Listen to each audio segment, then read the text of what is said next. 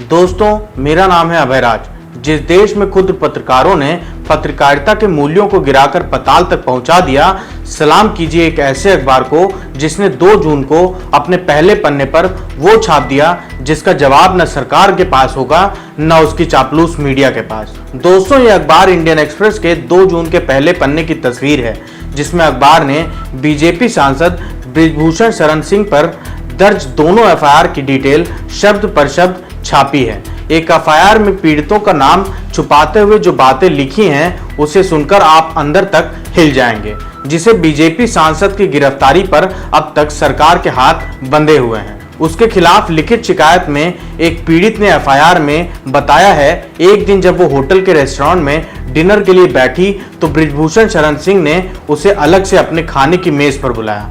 खिलाड़ी सदमे में तब आ गई जब बृजभूषण शरण सिंह ने खिलाड़ी के साथ जबरदस्ती उसकी छाती पर अपना हाथ रखा और उसे पकड़ लिया। शिकायत के हिसाब से बृजभूषण शरण सिंह का हाथ उसके बाद उसके पेट पर गया और फिर उसकी छाती पर। ऐसा वो 3-4 बार लगातार करता रहा। ये सब झेलते हुए खिलाड़ी पूरी तरह से सदमे आ गई। यही खिलाड़ी बताती है कि अपने सरकारी दफ्तर में भी सांस चेक करने के बहाने ये काम ये आदमी इसी खिलाड़ी के साथ कर चुका है।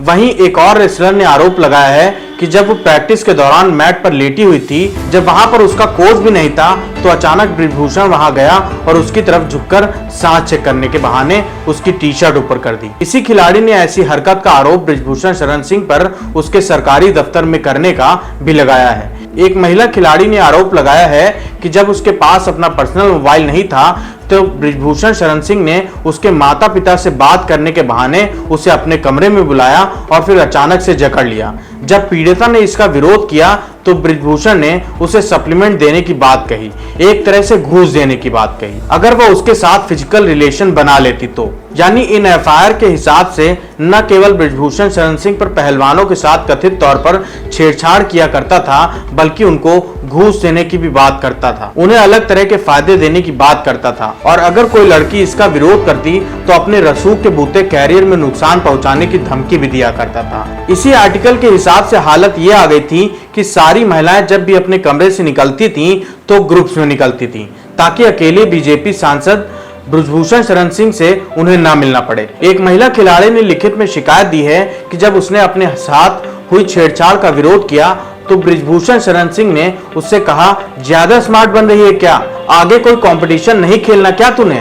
वहीं इसी मामले में नाबालिग पीड़िता खिलाड़ी के पिता ने जो शिकायत पुलिस को दी है, वो नाबालिग जिसकी वजह से पॉक्सो का केस दर्ज हुआ है बृजभूषण शरण सिंह पर।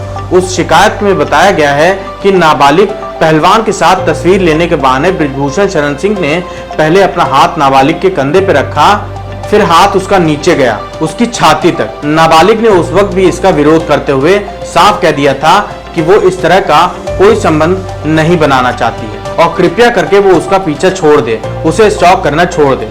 दोस्तों, ये बात जो मैं आपको बता रहा हूँ मात्र कुछ अंश हैं। आप पूरी की पूरी रिपोर्ट पढ़ेंगे तो आपका दिल दहल जाएगा। ऐसी ऐसी बातें इस रिपोर्ट में लिखी गई हैं।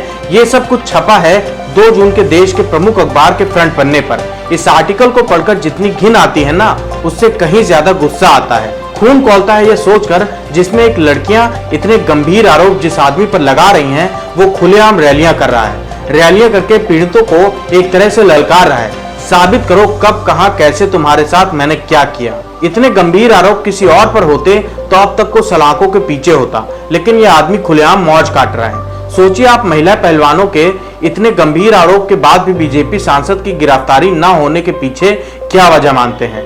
कमेंट बॉक्स में अपनी राय जरूर दें।